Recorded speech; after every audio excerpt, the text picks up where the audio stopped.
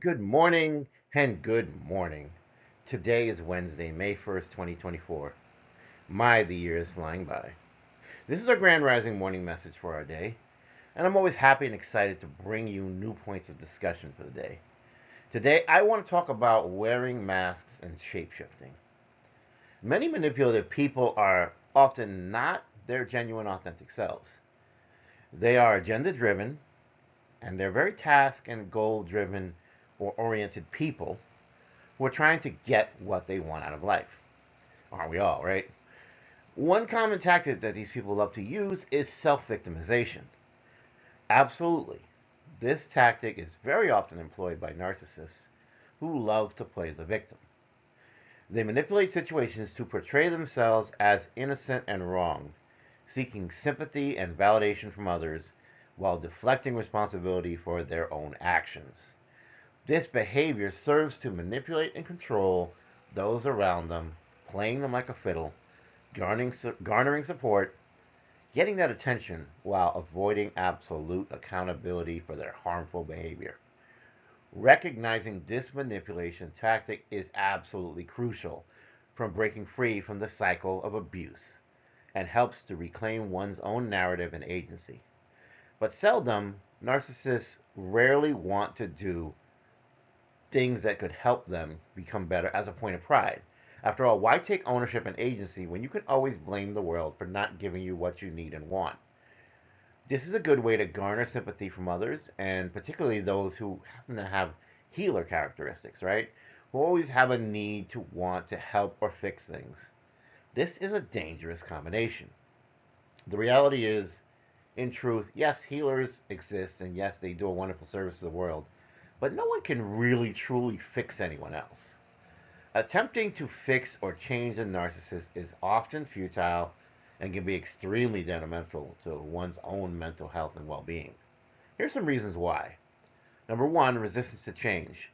Narcissistic personality disorder, NPD, is often characterized by a deeply ingrained pattern of behavior that includes a lack of empathy, an exaggerated sense of self importance, self aggrandizement, and a need for admiration.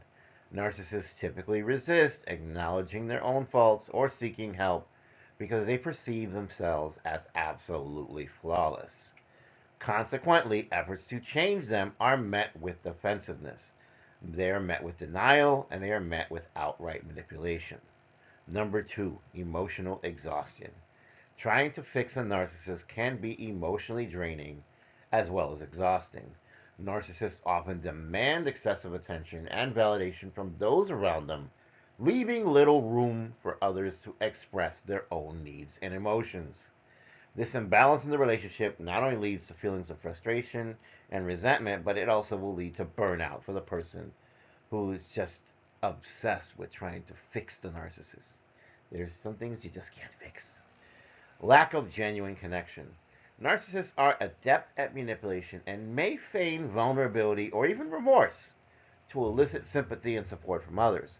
However, their expressions of emotion are often shallow and quite insincere, lacking any genuine empathy or understanding. This can create a real superficial and really transactional dynamic in relationships, completely devoid of authentic connection and intimacy, as well as a lot of guilting others, right? Enabling behavior. By continually trying to fix or appease the narcissist, people inadvertently enable their dysfunctional behavior, reinforce their sense of entitlement, reinforce their sense of superiority, and this perpetuates a cycle of abuse and manipulation. And this will further erode the self esteem and autonomy of the person who's trying to do the healing. In other words, you get sucked up into the narcissistic cycle and you begin to yourself suffer a great deal of harm. In fact, narcissists can help divert attentions away from one's own needs, and that will result in a decline in self care.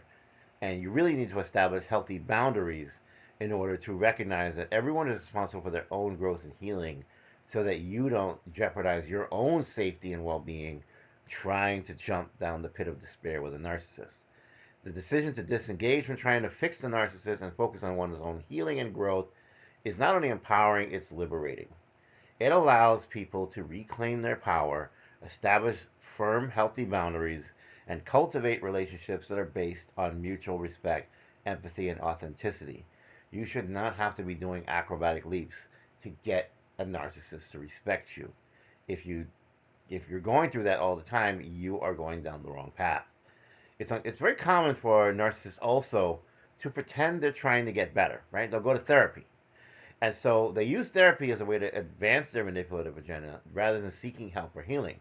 They may even use therapy sessions as a platform to charm or manipulate the therapist, presenting themselves in an extremely favorable light while withholding, distorting the truth about their intentions and behavior. It's all about the masks, it's all about the shapeshifting.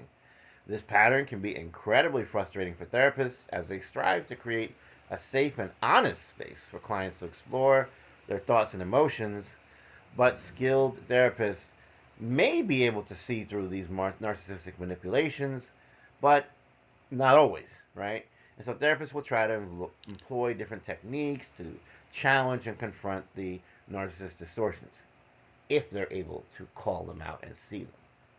In some cases, therapy can still be beneficial for narcissists if they're willing to engage sincerely and confront their own issues and behaviors. However, genuine change and growth will require a willingness, which often narcissists lack, to be honest and vulnerable, which absolutely narcissists loathe. Um, Narcissists struggle with these things because of their deep seated insecurity and their need for absolute control. Ultimately, it's essential for individuals who have experienced manipulation or abuse by narcissists to prioritize their own healing and well being. Again, you're not going to fix the narcissist. For this may mean seeking support from therapists or counselors who are experienced in dealing with narcissistic abuse and dynamics and can provide guidance and validation on the journey towards recovery. That's my message for Wednesday, May 1st, 2024. This has been the Grand Rising Warning message. I hope this content has been helpful. Please like, share, and subscribe. Until the next time, be good. I love you. I care for you.